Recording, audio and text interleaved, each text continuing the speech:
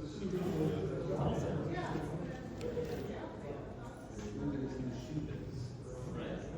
everybody, we're going to go ahead and get started. So good evening, everyone, and thank you for joining us tonight. My name is LARABA. I'm the president of the Arts District Community Council, LA, or ADCCLA. And with me is Javier Meyer-Borani, president of the Los Angeles River Artists and Business Association, or LARABA. On behalf of both organizations, we are thrilled to welcome you to our first council, District 14 Town Hall. Excuse me. ADCCLA and LARABA have a long history of civic and community engagement. In these unprecedented times, we felt the need for a different approach. Rather than a traditional debate format, we envisioned a town hall setting where we, as neighbors, could have meaningful conversations with the candidates and each other about the issues that directly impact our lives. The election cycle brought forth two candidates for Council District 14, incumbent Kevin DeLeon and civil rights attorney Ysabel Jurado. In early July, we reached out to both candidates to propose individual town halls. Our goal was to offer an intimate platform for discussing the critical issues affecting the Arts District community and CD14 as a whole. We are grateful to ArtShare LA for generously offering their theater to host the candidates on the 14th and the 21st of September. The first candidate to respond was given the opportunity to select their date. Ms. Jurado's team responded promptly and chose the 21st for tonight's event. Unfortunately, despite our repeated efforts, Mr. DeLeon's team showed no meaningful interest in participating. We extended deadlines to accommodate his participation, but ultimately we had to release the venue due to a lack of response. While we are disappointed that we cannot present both candidates' vision for our community, we are excited to have Ms. Jurado join us tonight. This is a unique opportunity to hear directly from a candidate seeking your vote in November. Before we begin, we'd like to establish some ground rules for tonight's event. The questions posed to the candidate have been informed by the leadership experience of the Arts District and by the thoughtful questions submitted by CD14 stakeholders. Additionally, the boards have decided to focus this town hall exclusively on the issues of Council District 14. We have specifically requested that the candidate not address questions related to the conflict in Palestine. While we understand this may disappoint some stakeholders, we believe it is important to prioritize the pressing issues of our community for this event. If time allows, we will take additional questions on the topic discussed tonight. So without further ado, I'll hand it over to Javier Meyer-Borani, president of LARABA, to say a few words, and then we'll welcome Ms. Jurado to the stage. Javier? Thank you, Laura, and thank you everybody for coming and taking up some time on your Saturday evening.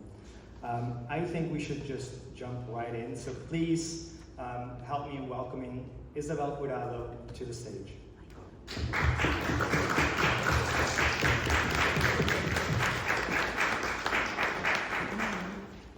Hi, Ysabel. Welcome. Hello. Hi, everyone.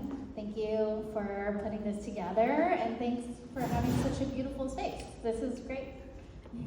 Yes, thank you. Welcome to ArtShare LA, a beautiful space here in the Arts District. They do affordable housing and studio space for artists, and they've been doing it for a very long time, so welcome.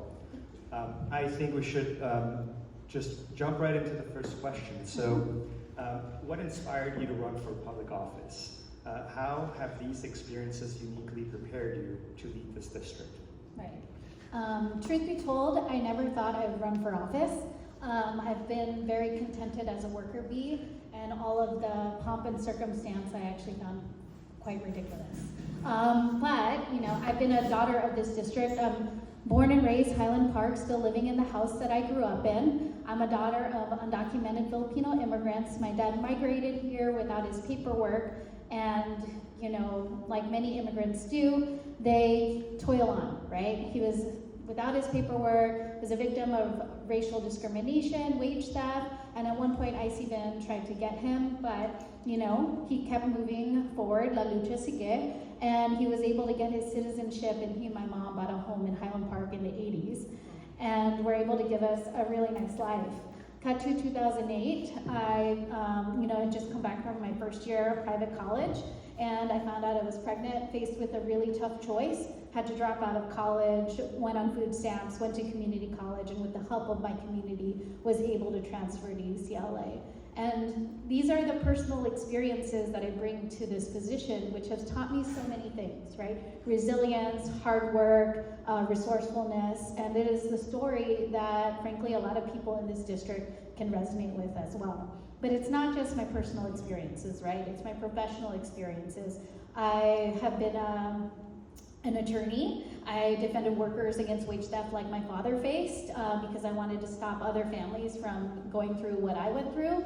And I was an eviction defense attorney watching renters and small businesses get priced out in Highland Park really motivated me to do that work, right? Recognizing that rents going up don't just affect renters, but they also affect small businesses. And that was a lacking focal point of gentrification that I felt was missing, and wanted to provide legal support for that. Now that job coincided with the pandemic, which just became eviction defense work, really, plugging a hole in a sinking ship, as it were. And so I wanted to do something more meaningful and helping tenants and businesses in long term. And so I became a community lawyer, helping small businesses and community orgs start a business, buy back real estate in their neighborhood to keep it affordable, either for renters, small businesses, or keep open space. Because I think right now in this economy, that is one of the few interventions available for folks, and wanting to do that. And so, running for office, when the tapes came out, I was angry, and from anger and frustration, I'm driven into service. And I thought, if my community gave me all of these privileges, getting to graduate, getting to become an attorney, then this was my way of giving back.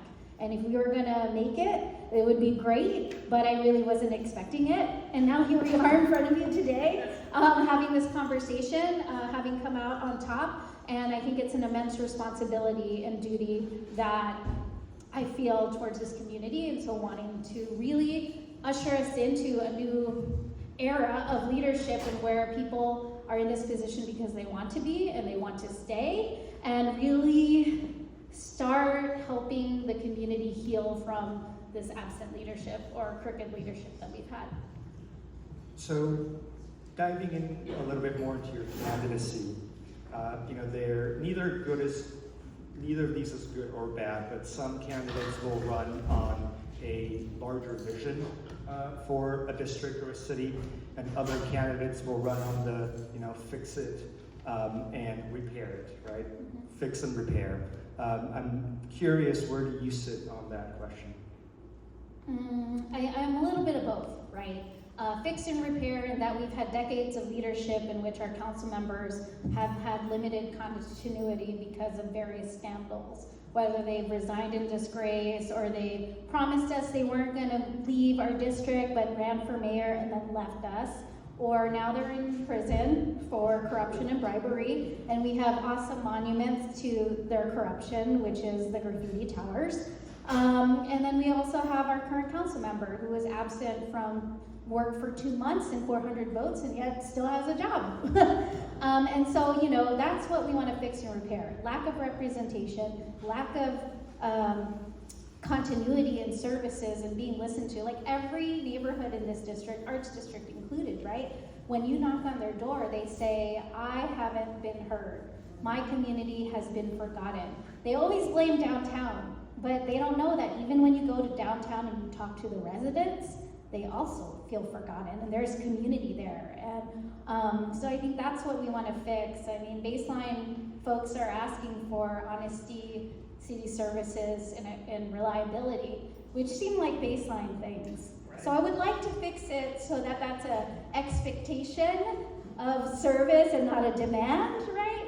And then the vision I have for this district, right?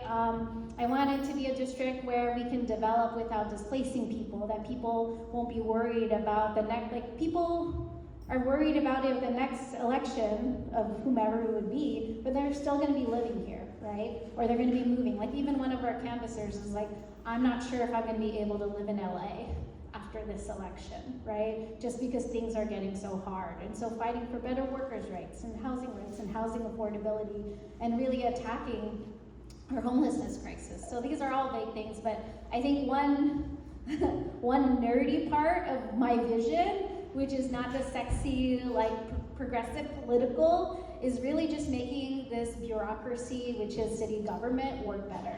You know, making hiring for, you know, city positions easier, right? Making the bureaucracy and streamlining various processes so we can have people to get permits. Like, those are the unsexy things that I think about and dream about fixing, because I think the city has really good policies. It's just if only we could make them all in alignment and work for people, right? Whether it's our transportation or even our climate goals, so, yeah. Thank you, and we'll get to development and homelessness a little bit later. But Laura. So I'm sure you have had this question, but what about your professional experience qualifies you to lead a district of 260,000 people without prior public office experience? And I know that's a loaded question. Go for it. Yeah, I think, you know, we have to, I think first and foremost, I hear that. I also think we gotta give people with lived experiences the credit that maybe they don't have on a resume, but all the things that people go through, right? Like an unhoused resident that is now working, think about the resilience that they have and resourcefulness that they've had to go through. I manage a lot of my cousins, and being in that managerial role, I think if anybody here is a mom, you understand being a CEO, a CFO, the COO, especially if you're single. I'm still finding a COO. But you know, I think there's something to be said about that, right? But my professional experiences when it comes to housing and homelessness, I was at the front lines of these failed policies when it comes to tenant rights and tenant protections, right? There are severe problems in that. Like when you think about a veteran who's trying to apply for a Section 8 voucher, did you know that his, like a veteran's benefits, the monetary benefits that they get for being a veteran is included in their income calculation, which then precludes them from actually getting a Section 8 voucher. It doesn't make sense, right? It's the systems are not working. And watching some of my clients go through that process and having to defend that he's getting disability for serving. And that disability payment shouldn't make him over income for the housing that he deserves, right? So that's one, you know, that's what I can extrapolate from my professional experience. The other thing is with housing development and housing affordability. I think we need bolder approaches. We talk about social housing and what does it actually look like, right? And in my day job as an attorney, I help 4 women in Koreatown form a housing cooperative. And if you all know, across the country, housing cooperatives are so much more common, and they in various instances. So these were 4 women of color, former tenants, who fought off their predatory landlord, and with a grant from a government agency and a community land trust, were able to buy back their building. And they have 1 unit, a parking spot in Koreatown. These are women that would never had a chance at equity and home ownership. And now they have equity, they have a unit that's going to be affordable in perpetuity as long as they stay there, and they have an asset to give to their heirs. And so working with community land trusts and housing cooperatives, I want to invest in these approaches. As we've voted for ULA, need to spend the money and try this in different ways and try different things. And I don't think that's what other folks that are running in this position can offer. And so thinking about that is how I think it can be different. The last thing I'll say, man, I yap a lot, is that, you know, hidden from my bio is that I worked for the city 10 years ago. So I worked on a city council campaign that lost, CD13, for John Choi against Mitchell Farrell. And, you know, my first job after that was working as an assistant for a deputy mayor of city services. And the departments that he oversaw were animal services, arts and culture, the Bureau of Public Works, which includes street services, contract administration, the street lighting, sanitation. He also oversaw DWP, transportation, recreation and parks, the zoo. And so all of the outward-facing constituent service departments that a council member would be in charge of to deliver your requests were what we oversaw.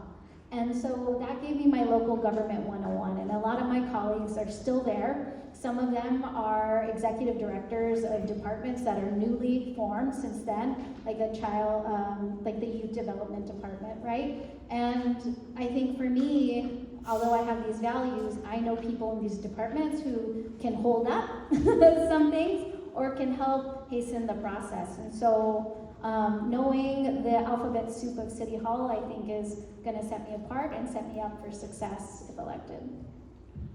Okay, well, so this next question kind of parlays into that. So community engagement is essential for effective governance, but there seems to be a disconnect between city government and the needs of the community.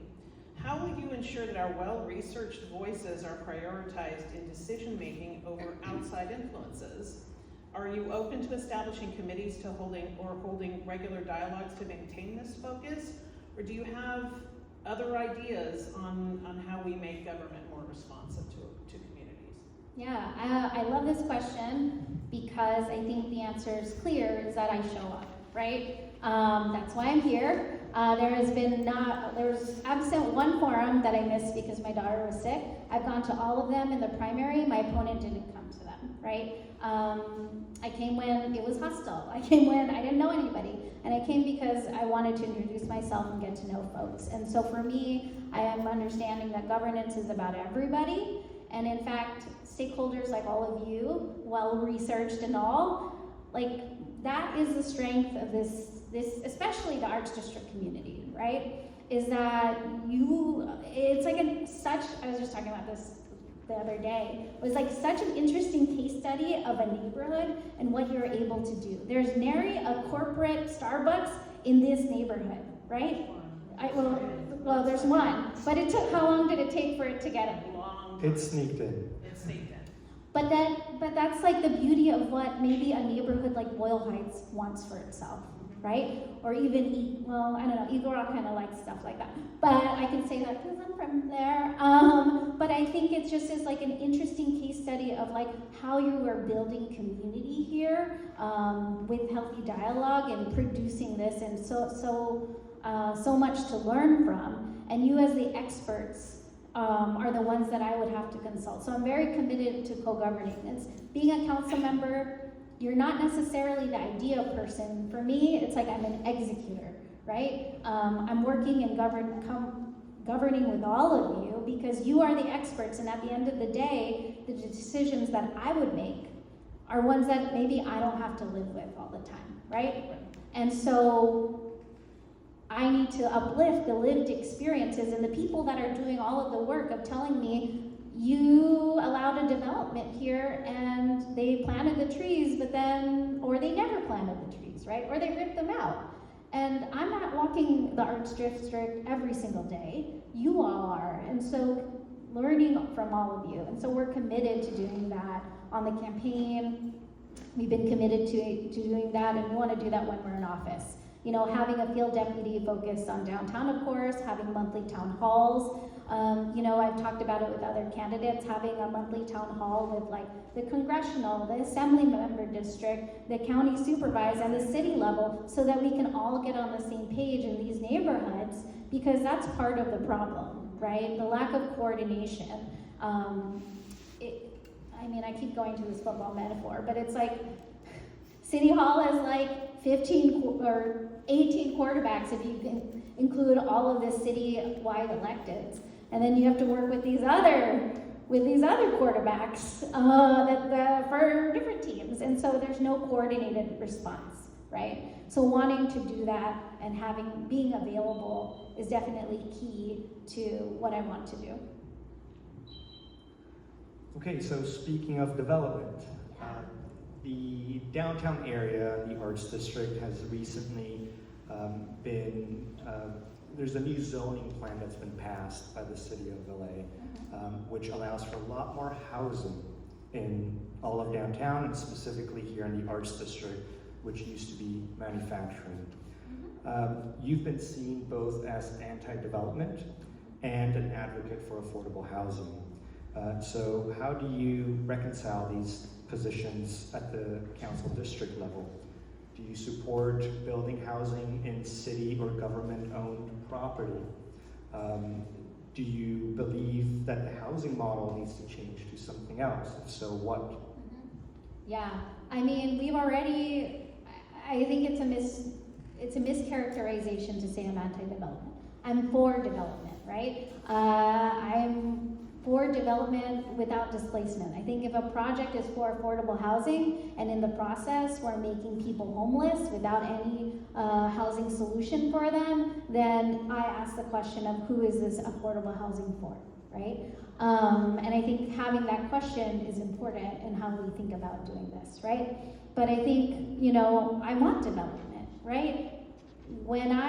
As I've gone through this process of coming from the primary to the general, I've done a lot of learning about downtown, right? And the commercial foreclosure crisis in downtown and that lost revenue, it feeds into the problem of our broken city budget where we have a $600 million shortfall in the next 4 years, which scares me as we are gonna host the US Open, the World Cup, and the Olympics, and All-Star Weekend, I found out, and not have enough money to meet our budget every year. So for me, revitalizing downtown, making sure that there's development, attracting commercial enterprises, whether they're small businesses or otherwise, to downtown is key to helping our city fix our budget problem, right? We can tighten our suspenders at the city, but if we have nothing coming in, then what are we really doing, right? It's hard to invest in other things. And so for me, you know, looking at the downtown LA plan,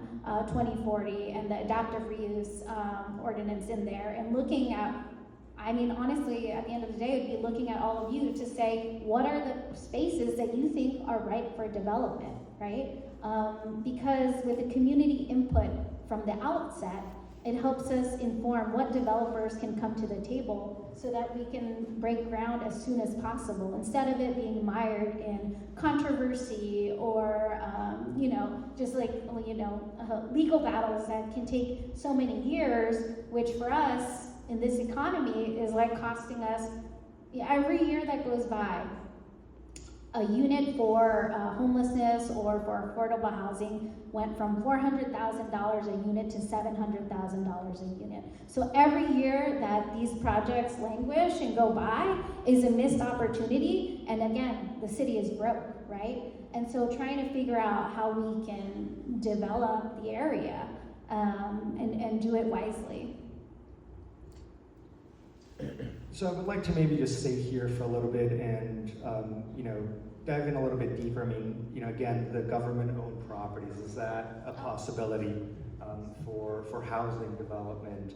And two, you know, going into how the community can help shape its own neighborhood, the new community plan does allow quite a bit more to be built by right, right? Which means that previously a lot of developers would have to come to the community and ask for support of their projects, and therefore we would be able to shape them to be what the community needs. But with the new community plan, a lot of that is gone away. Yeah, when it comes to our public-owned properties, I think, you know, we already know what the city owns, right? It's time that we build it. Like County Supervisor Hilda Solis put their Care Village up in 6 months on county-owned property, and it was like, it was under budget. It was amazing. 6 months for interim housing with support services. Why aren't we doing this in CD14? You know, we know a lot of actually the city underutilized or unused city or county properties are in the district. We could be doing more. And CD14 has the most discretionary funds out of any of the other council districts. So we have the power to do something bolder or something, you know, like that. And so it's just like, why aren't we doing that? And so happy to start doing that as well, because that's the cheapest way right now with land being expensive as it is. I think when it comes to the second question about by right versus the discretionary approvals, right? I mean, my whole approach to governance is about centering community always in the process, right? When I view myself as council member, especially when it comes to developments, I see myself as the lead negotiator for CD14, right? And I see myself like a lawyer-client relationship where the residents or, the businesses, CD14 constituents are my client. And so in negotiating what happens in this district with the developer, I have to represent you, right? I may not always agree with it, but at the end of the day, you're living with the consequences of those choices, and so working together to steward that process, right? And so for me, even if it is by right, I still think there are ways in which a council member can intervene in that process in some ways, whether it's stalling it or inputting or representing the community even with the conversations with the developer. Okay. So this next one is really important to us as the Arts District, I think greater downtown. Both communities need more parks and tree canopies. But housing developments often receive waivers to reduce green space, disproportionately affecting neighborhoods of color. Additionally, the Arts District lacks connected walkability. How will you prioritize environmental initiatives, green spaces in our district? Yeah, I love this. I know you're getting a park. I think we should have more parks in this district, but I think that is the start, right? But not the end. Downtown, people, okay, correct me if I'm wrong, but people move here because of the walkability of the neighborhoods and the amenities that you have. Like, it's supposed to be, I think for New Yorkers, they're very insulted when I compare it to New York, but like a cosmopolitan, metropolitan space where you can walk around, right? But the problem with that in a summer 24/7 city like Los Angeles, where it's mostly concrete, is that it's not always sustainable to do so. And so I think downtown, for it to be the center of our city, where it's supposed to be a model of public, I think it's the best place where we can attempt to do the best multimodalities, right, of transit in the city, right? As the mayor thinks about a no-car Olympics, I'm thinking like this is the place all the way to the Arts District and making sure that's part of the calculus of where we can finally connect all our bike lanes, make sure that we have the walkability and the safety that is included, make sure that our dash goes east and west so that people can move around downtown properly, right? But in doing that, we will need more bus shelters or tree canopies, right? And I think to your point about the trees and getting, for me, that's a huge issue that we're running into all over the district, but especially downtown where we're supposed to be making it a walkable space, we should be prioritizing that in development and making that an being part of the priority. And the last thing I want is for us to fight for that investment and actually have it done, and then for some reason them getting, I think Laura, you had told me about them getting ripped out or cut down, and it just was like so in the middle of the night. It was so wasteful to me. It just like even the 6th Street Bridge, it was like what, $500 million, and we can't even take care of it because the lights aren't even on. This to me is like we're wasting our investments, we're wasting our assets, we're spinning our wheels. And so wanting to make sure that we do that. I mean, the other priorities for this district for parks is I think the Broadway Park, and there's been a draft of the Pershing Square, I don't know if you saw it, where it was supposed to be lush and all green and not just this concrete jungle in front of the hotel. But I think that's one of the other things I want to prioritize as well. And so I will add that the cost of putting in a park that's not concrete is 1/10 of what it costs to put in a park now, right? So that park that we're getting put in is 32 acres. Amazing. And what did it was something like $30 million for that, or 40? I can't remember. Which one? For ours, the 6th Street Park. 12 acres and 68 million. Sorry, I was thinking LA State Historic, right? 12 acres, so smaller even scaled. Yeah. And full of concrete, right? So at the end of the day, it's cheaper to plant trees always. Yeah. So having that in the back of your head, I think I speak for everyone when we say we could, the walkability issue for us is that it's not connected. Mhm. So there's areas of the arts district that's very walkable, and then it's not, and then it's There's no scary, sidewalk. and it's not safe Mhm. for women. Like, my dream and my goal is always to have women be able to walk by themselves in the arts district at Yeah. night, and I don't think we're still there yet. So those Mhm. kinds of things I think could go a long way. Thank you for that question. That's obviously my question. It's city services. We're just Right. underfunding them also. Okay, so let's parlay into an even more difficult question, which is, Great. what is your comprehensive plan to tackle the homelessness crisis in CD14, considering both short-term relief and long-term solutions? And you don't have to solve the crisis today, but just ideas of what will make sense to sort of move things in the right direction. Yeah, I mean, immediately, right, building more interim housing sites in CD14.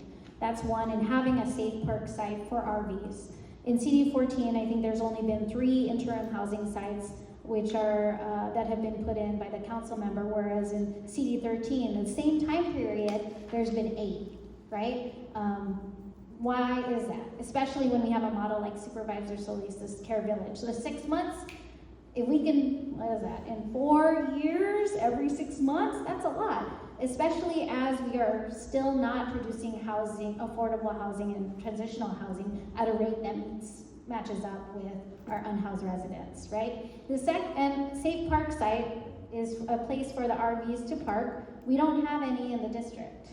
We just don't. And so when people complain about RVs parked on the street, they literally have nowhere else to go. And I think I may be preaching to the choir here that most of the people that are considered homeless or unhoused are the hidden working poor that are working really hard for you not to know that they're unhoused, right? That are living in their cars, that are taking showers at the gym, that are going to school for food, right? And those are the people that we need to be building for the in-between.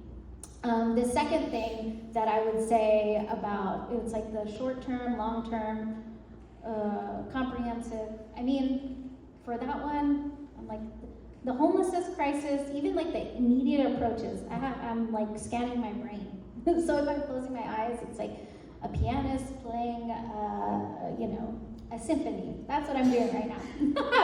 But I'm thinking about the homelessness crisis, and there's so many different buckets and approaches, right? There's a part where there is criminal elements that are a part of it, right? That we really want to get fixed, and we want the police, with the budget that we have in the city, to focus on that crime. Now, with the unhoused community, there's another issue, which is like the public health problem, right? Which is a county's responsibility. And so working with the county supervisor to really try to work through a comprehensive approach to our public health crisis, which is in addition to our homelessness crisis, and matching that kind of support.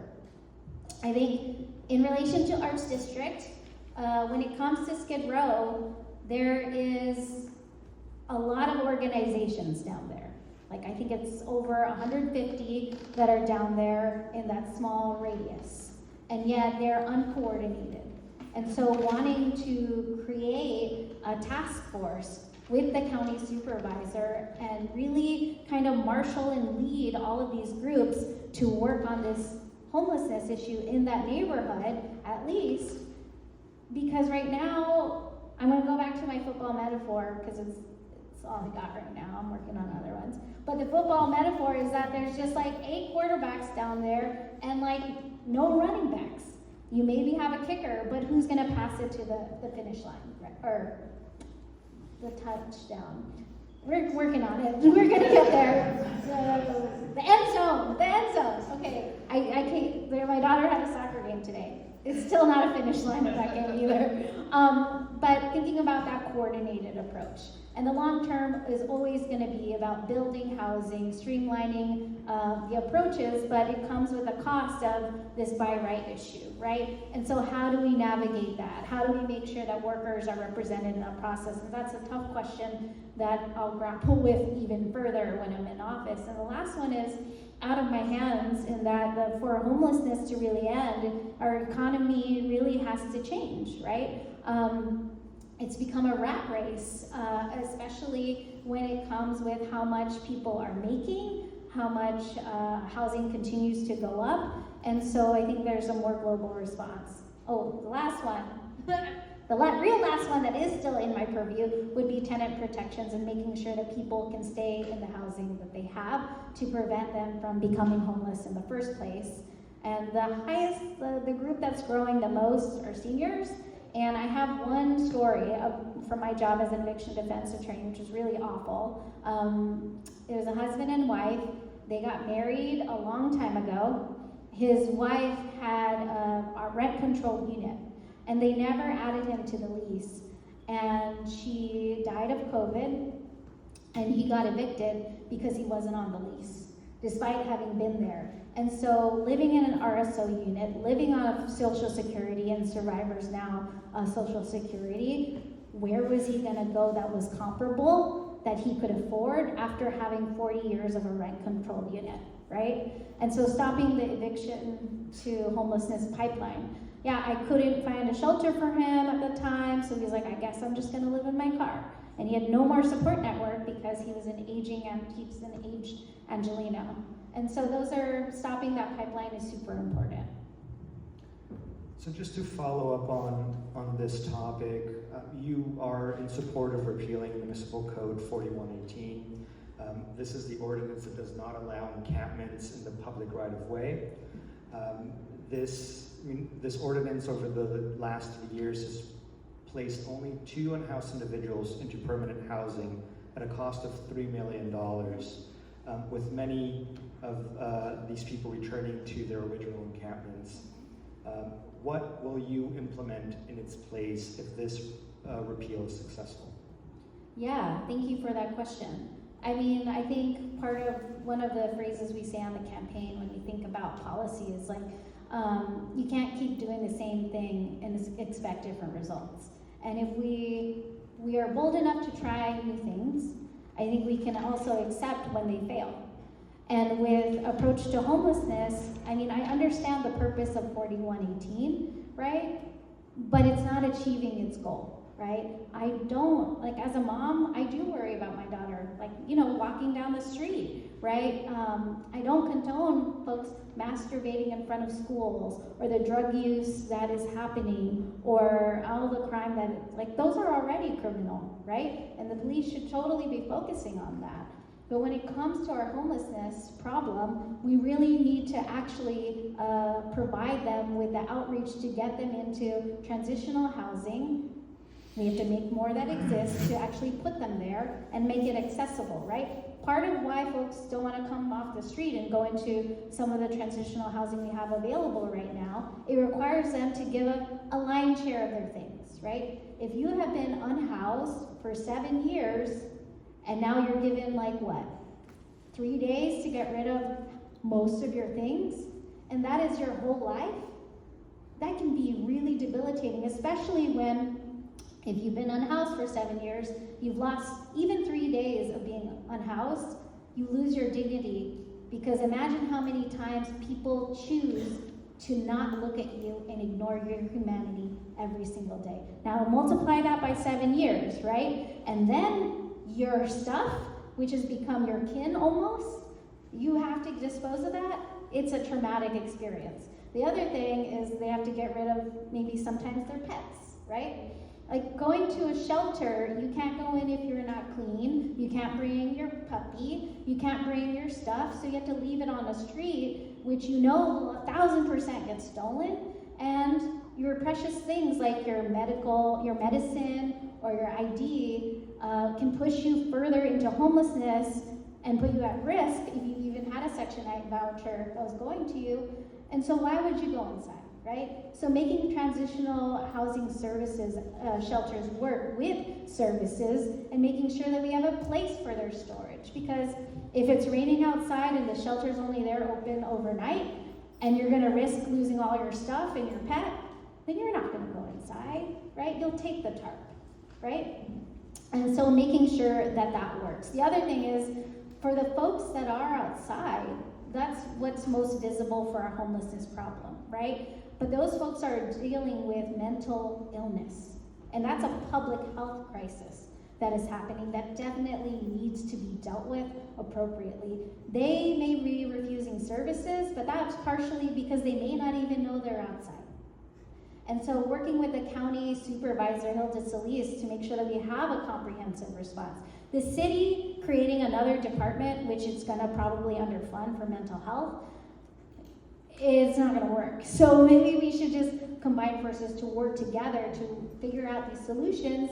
And for me in Skid Row, leverage the community that already exists that are providing services, or find out where the holes are so we can figure out who can, so we can resolve some of those services, I think is important. The third thing that I think with 4118 has to do with the cleanliness of our streets, right? And so even in advance of, that's going on right now through the care cleanups that the city does, where sanitation workers are going to the streets and hosing them down. That's important. I'm not against that at all, I'm for that. We need to continue to do that so we don't have feces or other things on the street that could make us sick, right? But I think there are so many different, what 4118 is trying to solve are so many other issues that I think we have to technically address in different ways.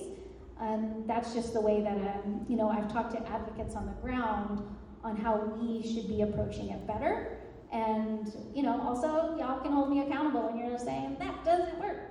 But really thinking about those ways to address it, right? We have all those people who can do that for you. Oh, I trust. No problem. Yeah, they're in the audience right now, I think. Yeah. Thank you. Yeah, I think So I think I want to ask this. Okay, let me do this. It's my 100 days question, I think. Okay, since we're coming into a presidential campaign, I always like to think about the first 100 days. So if you were elected, what would you do to sort of address the long-standing neglect in our community in your first 100 days?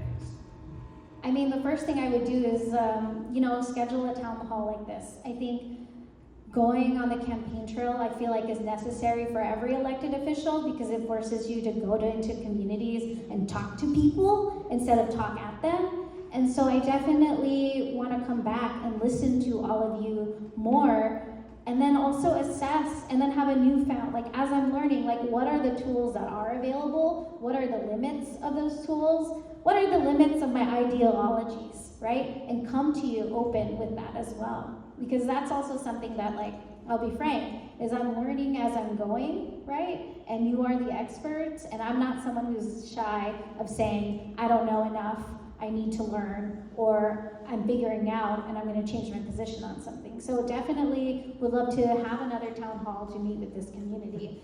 The second thing is, I think it's maybe not Arts District specific, but convening, there's going to be a lot of work in the 100 days, but convening all of the organizations in Skid Row, right? That's one of them as well. The other thing that I'm really excited about would be our Light Up CD14. And so make sure that we can transition our streetlights into solar. And so right now, the city budget only allocates less than 1% to street lighting, and almost 50% of them are in CD14. And so whenever we vote for a city budget that doesn't put more money to street lighting, it's actually keeping CD14 in the dark. And so for me, it's how can we put more money to that so we can make sure the lights are on, because that impacts the safety in the community for all people housed on a house, and also, getting more trash cans. That's not part of Light Up CD14, but the city services aspect of it is trying to pick up where the city has not. Yeah, I think we have the trash cans. I think the picking up part is somewhat elusive in the neighborhood. Yeah. Okay, so I think we have one more question. Javier, you want to take that out? Yes. Okay. So as you can tell, maybe I like to be in the weeds of things. So I'll another topic that's been we've been discussing tenants and landlords here a little bit, but separately. One thing that community leaders here in the Arts District have been trying to do for a while is connect both the tenants and the mom and pop landlords together to negotiate fair rental agreements. These efforts, though, have been blocked by various realtor associations, oftentimes. So how would you collaborate with city officials and the community groups to overcome these obstacles and bring both parties to the table? Oh yeah, it's tough work. I mean, even during the pandemic. So during the pandemic, small businesses, even if you didn't make a lot of money, you were not able to get an eviction defense attorney. That just was not available from a nonprofit, right? And so getting a landlord to come to the table for a small business that's been a long-term tenant was so difficult. They would just send the notices. They don't want to negotiate. They just want to go to eviction court, and they would end it. And so a lot of my job during that time was actually trying to negotiate a bunch of settlements for small business tenants and their landlords. It was really tough. The county has a mediation program, which is voluntary. So the landlord is not required to go.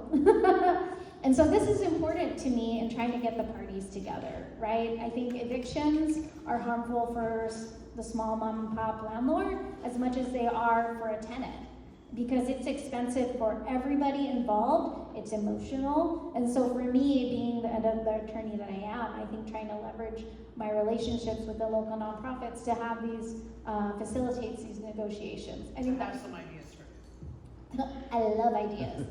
I have to find money for a lot of them, but I love ideas. Just talking. Oh yeah, we're just talking.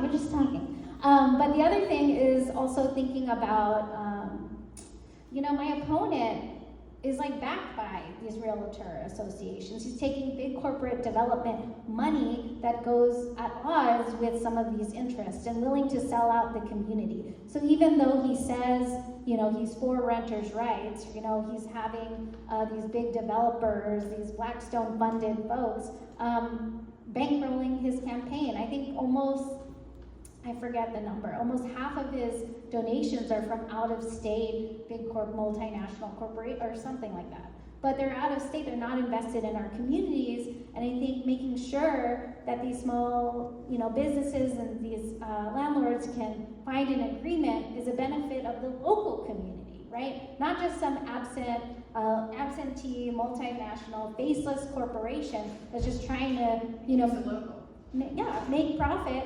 And frankly, when you're that big multinational, you can probably take the loss. Whereas if you're a small mom and pop landlord, you probably can. And so community is very difficult, I will admit, and not everyone's always going to be happy, but trying to work together to make sure that there is a negotiation process that actually has teeth. And working even with state legislators to find ways in which we can input some protections for small businesses in commercial leases, because right now there's just no protections at all, right? And the only one that I know of that's helpful in these scenarios is that the county has a grant for rent relief for small mom and pop landlords and for small businesses, but the city doesn't have that, right? And so wanting to figure out how can we complement that program to make sure legacy businesses can have that kind of money in order to be able to, can come to the table to negotiate. And one more thing.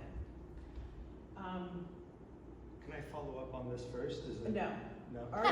Are you willing to bring things to the floor of city council and know they're going to get voted down? I'm sure that will happen because I'm kind of So this is a corporate, big fear but I of don't the know. council members. But I don't know what that would be, right? I think there's a lot to be said about a symbolic vote, but there's a lot. I'm a pragmatist at heart, right? There are a lot of things that I care about, and when I look at our city budget, I don't think it's working. And for me, that's not a symbolic vote. To vote no on a budget that just keeps giving money to the police when our lights are out in most of my district, that's a disservice to my, as a lawyer client, that's a disservice to my client. So to me, that's not symbolic. That's my leverage in order to reopen this conversation with the rest of my colleagues to fight for something better for not just my district, but it would be for other Angelinos as well, right? But, and, you know, in recognition that they're, you know, so that's one thing. The other thing about, you know, symbolic vote, I don't know what it would be for. I don't know, it's too ambiguous for me to think about that. So let's say you're bringing an idea to change something. You've got 4 votes and the rest of the city council you know is voting against you. Are you willing to still bring it to the floor? I don't know. I have to think about it. I mean, I want to say yes, but I don't know. So I'm going to encourage you to say yes. And I say that because too many times we keep getting told by elected officials, oh, we just don't have the votes. There was, Tom LaBonge was one of the few people that would bring stuff to the floor without having the votes. And it meant everything to his district. Yeah. And what that did was it inspired community members to get behind him to push a vote through the next time they brought it to the floor. So I would highly encourage you to think that through and think about what the ramifications can be. Yeah. I'm guessing you're gonna have anywhere from 3 to 4 votes on the floor. Yeah. And when we're talking about things like environmental issues, Yeah. tree planting, having trees attached to affordable housing and not having it pulled out by planning so it can be cheaper to build. Yeah. All of those things are things that you can have, even if it's just a symbolic vote, it means something to community. So I'm putting that out there. Okay, now it's not just like, I thought it was just like me by myself in a martyrdom situation, but then to your point, one of my inspirations, which is one of my favorite people in life, Eunice Hernandez, was like, even to have the conversation about the robot dog, right? She brought that in, and like how much we were spending on this police robot dog, which is, I forget how much it was, but a previous city council would have voted that in, no problem, right? She didn't have the votes in order to prevent the purchase of this robot dog, but it provoked the conversation and opened it up. And so now when you fleshed it out a little bit more, I was like, okay. For me, it's like, that's the point of representation of this healthy dialogue, that we have a diversity of opinions on council right now. Part of the reason why I was inspired by these other people that ran and why I wanted to run is gone was the day that city council didn't have open discussion for the ordinances that they were passing, because they were always unanimous. And for me, if there's no public discussion, all of that's happening in private. So where is the community input? Where is the transparency? And what we've seen through the tapes is, well, those closed doors discussions really lead to nefarious things that really benefit themselves and not the rest of us in the district and in our city. And so wanting to have those conversations in public and have people that support maybe the things that that are not going to support my motion, explain why they want it. 1 minute is very difficult to get that point across. I'm just gonna go on record as saying, Javier, I'm so sorry. Do you want to finish up your thought? I love it. This was way more interesting. I think I would just about maybe CUP? want to ask one final question. I think this race itself has been very interesting. You definitely came in as the underdog and beat everybody in the primary. So I'm curious, where are you at with your campaign and where it's heading, and what this next 40-some days look like for you? Yeah, 45. 45. Nobody's counting. At this stage, I have said this before to my team, we were building the plane as we were flying it. Now our plane is flying, which is fabulous, because 40 days out we should be flying. So it's really great. I think from the primary to the general, it was like night and day. We were the underdog, now people are telling me I'm the top dog. I do feel like we are the top dog. Things have been going very well since the primary. We've got a slew of endorsements. We've built a big coalition, especially of people and organizations that we are determined to work with to make sure that we can work hard for this district, right? And our strategy has not changed. So in the primary, I'm not sure if you all know this, we are invested in our field. We knocked on 85,000 doors. And even though we were outspent, sometimes 4 to 1, we were not outworked, right?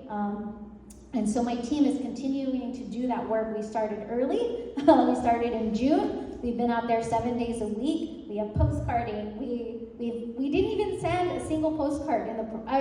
We didn't send a glossy mailer in the primary because we couldn't afford it.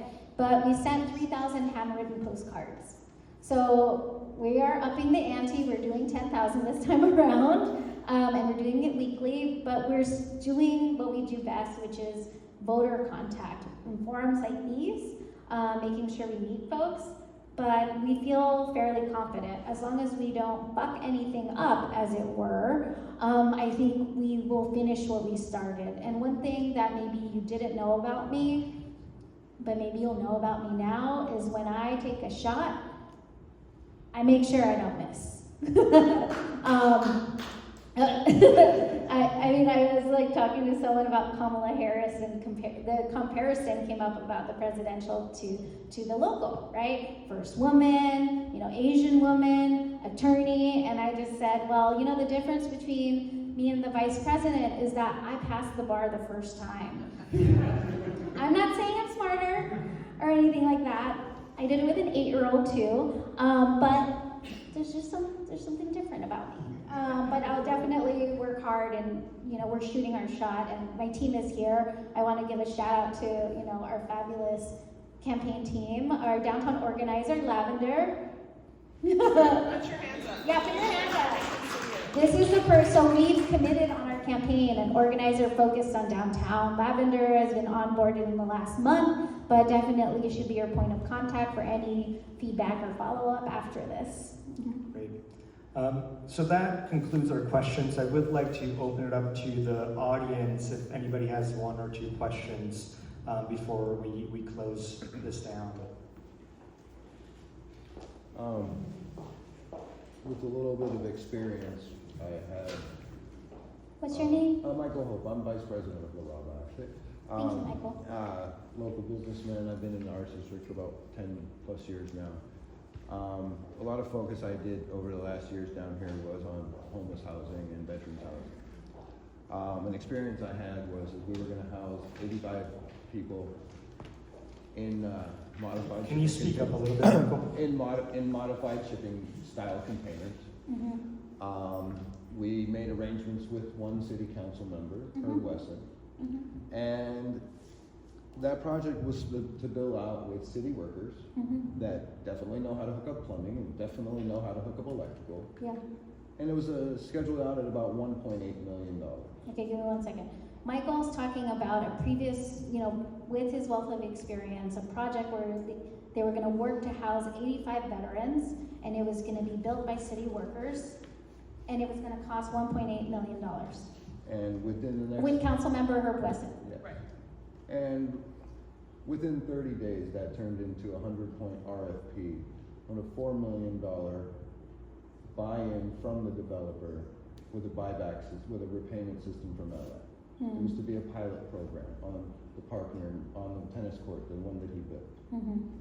And talking about hot, wet, hot air, talking about using city properties and using these places that he used. He used his office, he wanted to put one on his office property, right? But it took it away from the price value, right? And it was a locked bid. If you couldn't get in, the developers had to have previous, and it was just this whole thing. And they did it, and Hold on, one thing. So Michael's pointing out that the process, because it was on city-owned land, it ended up being a locked bid. Okay, keep going, Michael. And so after that, whoever could bid on these projects is already locked in. Like, you had to hit a certain point, and then you could start building on more. That was the way it ended up set up. To the percentage of the land? Yeah. Okay. No, to the percentage of let me just skip to this. Okay, sorry. Okay. So the project was sent to him to look at. We were going to do this pilot program, and it was sent, unfortunately, by my team, of the people that I was consulting with, without an NDA. Okay. And I was told that process was being shopped around the city, and all these, that's how it sort of started. I mean, that's the level that it left our hands from, right? And it did get built, and I've spoken to the man afterwards, and I, discussed it with him. And But what I'm asking is these alternative building projects can be done at a cost level that is amazingly low. And there is immense amount of city property that, like Javier's mentioned, that these projects can be done. Yeah.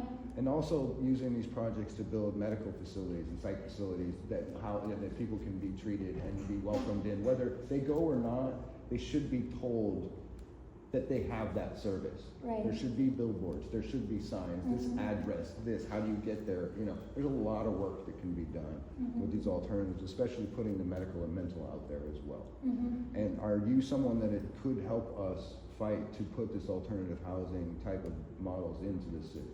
Okay. So, what, can you be more, So what I'm asking is can you help be a conduit to not being delved into these, you know, where it could be $1.8 million, but then falls into these processes of development that create this housing at $4 million. okay. You know what I'm saying? Yeah, and yeah, there's yeah. a lot of reasons there, and I think you know, there's unions, there's this, there's that, Yeah. there's all these other reasons. But when you look at the city dollars, you're spending your silly dollars. There's plenty of money out there that's been given from taxpayers to do this. And therein lies the bureaucracy. Therein- Right. yeah, And I that's- think regularly. that's the question, right? Is there a way here to help expedite the process when there are things that are desperately needed in the city, And but keep it in range. right, the you know, the Without it bureaucracy getting capped bogs out and it seeing down. people seeing this profitability. I mean, with the profitability is there, it's just longer profitability.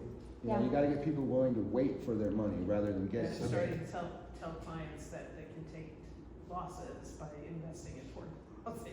I mean, I was just talking to someone who's a builder like the other day who was saying that like they had pitched an idea, one with union labor, one without union labor, and it was the city would pay after it was built, and how the city just ended up not doing anything, Exactly. right? And I think, you know, the answer is so complicated to that, right? In part because like even when I toured the Downtown Women's Center, you know, they're redeveloping the parking lot, because the city attorney, because the city attorney didn't review a document in time, the project languished into the new fiscal year, so they had to do another, they had to do another assessment of the value of the property, which only hiked it up even more. And so the time lost at the city results in, you know, the unit going from 400,000 to 700,000. And for me, I mean, that is the unsexy part, but that's the part that's not in my platform, is like, how do we make this all work, right? I mean, we have these policies. It's the business of it that makes sense. You know, we're building Yeah. this beautiful type 1 construction housing project, Yeah. right? Now, to me, Mike, homeless. is there another question? Yeah. What I want to do is the city planning on doing that more? Because that is a very good idea. If, to me, the idea is that homelessness is temporary. We're going to fix this somehow. And that housing then can become affordable housing for families and this, because those buildings stay. That's what we fought for. Hey, you're on the committee. Yeah, exactly. You know, we need to start thinking how the city could build and then use these structures that you're building for different purposes as we fix it along the way. Right? I mean, even when I think about the commercial foreclosure crisis in downtown with those office buildings with I'm talking too fast for my brain, or I'm talking too slow for my brain. With the law firms reducing like their footprint, right? I'm thinking like, what can we use that for? And one of the questions I had in my head is like attracting universities. That's what certain constituents have recommended, but even changing that to like medical facilities, because it's still an office space. In addition to like, you know, of course, I mean, other ideas that a union has come up with is turning it into hotels, right? In order and making that safer for the Olympics. Like if we were to be able to speed up, like trying to think about different uses, right? And making it faster. But it is a very complicated process with so many different individuals involved. But for me, when I think about like being a small business attorney and thinking about contracts and like all of this stuff, for me, it always baffles me. You know, when corporations take things in-house, it's supposed to streamline the process, but when the city takes it in-house, it makes it even longer. It kills it. And so for me, it's like, how, as a city councilor, can I improve the bureaucracy? It's just the layers of ordinances that are supposed to all be good, sometimes really redundant. How can we fix it so that it's more streamlined, so we can achieve these things at a faster rate. That is the unsexy thing that I wanna do while I'm there, And I think that and goes hire to more Laura- people. I think that goes to Laura's question as to, are you willing to go speak and hear no sometimes, you know, and Oh, get yeah. that message out there regardless. Thank you, Michael. Yeah, One more question, please raise your hand. Lyndon? I'm Lyndon Tucker. I'm the secretary of LARABA. Kind of going along with Michael's question in the sense of, is there relationships you have from that year you worked with the city at LADOT? Because a lot of our roads are built like freeways, and so they're built for people to get through the neighborhood, not live in the neighborhood. And not only, and I know Laura is big on canopy cover as I am, and Yeah. when you go to every other big city in other countries, they have canopy cover in the middle of the road Right. in Right. urban areas. And so, like the street my office is on, you could probably fit 6 cars, and God knows there's probably 200 cars that use it a day. Yeah. Like, there's just, like, you could easily put a forest practically on our street, and the people that need to use it would get by. And we wouldn't be a truck turnaround street, which would be nice too. yeah. So just like, do you have relationships at LADOT? Is that important to you? Because also it'd be nice to have bike lanes. We passed 2 ordinances now to put more bike lanes in the city, but it seems like LADOT does a block at a time so that they don't have to put in bike lanes. Well, that's partially the problem of our capital improvements program, which is ad hoc and it happens every single year, whereas every other metropolitan city in America has a long-range plan for how they actually fix the sidewalks, not based on which one is the worst this year, right? And it's like part of the problem of our budgeting and the lack of money and the lack of priority. And so I actually became interested in transportation because at the time Mayor's office started Great Streets, and because we had Department of Transportation, a lot of the alumni from that program did move to DOT. They're in the commercial, I think it's the climate. He does sustainability. There's another one on community engagement, and then my former colleague was, in standing. She didn't get picked to be the general manager, but Connie Llanos was one of my, peers. Maybe I would call her mentor. I don't know if she accepts that. I think she does. Whether you liked her or not, I still knew her, and I still know her. But I mean, those are some folks that I have been leaning on for our transportation policies. But even, the thinking about the capital improvements program, and just like our yearly budgeting and how we're just so bad at it. So what I think CD14 has parlayed on is a lot of the projects that Metro is doing to solve some of these lighting problems and street problems. The delivery time, it just goes on and on and on. So Yeah. that's another thing. I think I shared that it took me 5 years to get the dash line actually moving through the arts Yeah. district when it's based here. Right. They park their buses here. For 15 years we were talking about it. They're energy efficient. They don't use gasoline. This should be the model in my Right. view, right? And figuring out a way to get Dash be the transportation system for downtown in general, Right. like as a whole. Yeah, housing and homelessness, always my first love, but one of my one of the goals is like to be appointed to the Metro, right? Because I think public transportation, public transit, it meets our climate goals. It also affects the most working class communities. No gondolas. I've gotten in a lot of trouble from a position on that, but I am public about it. I ain't afraid to be told no to your point.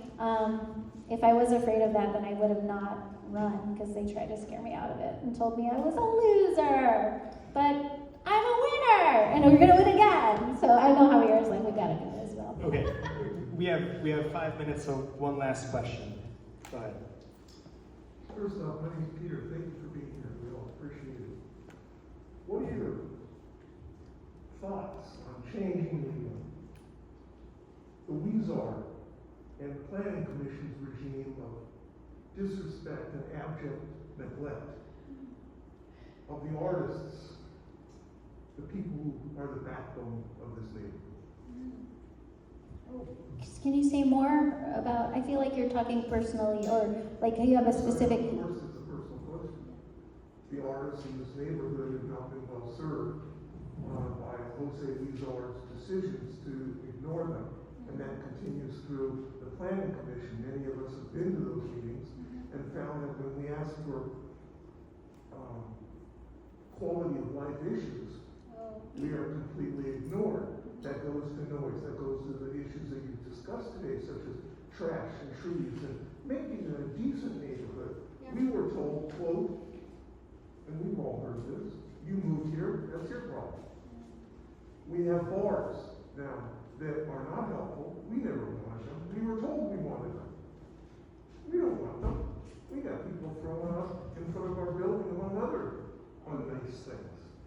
And so we've been ignored by the city planning commission, not a little, completely, and that's my question. Yeah, I appreciate your question. You know, artists that I've worked with, part of what we were trying to do, even at the firm, but even before then, was deal with their quality of life issues, which had to do with evictions, right? Even thinking about artists that maybe live in the arts district may not have enough, may not be able to stay here in some of the studios here. But I don't think that's what you're talking about. You're talking about meaningful engagement with artists in the discussions about what happens in their neighborhood. And so, I mean, I'm here because I want to hear from you, right? I know what it's like to be dismissed and othered and be told that I don't matter all of my life.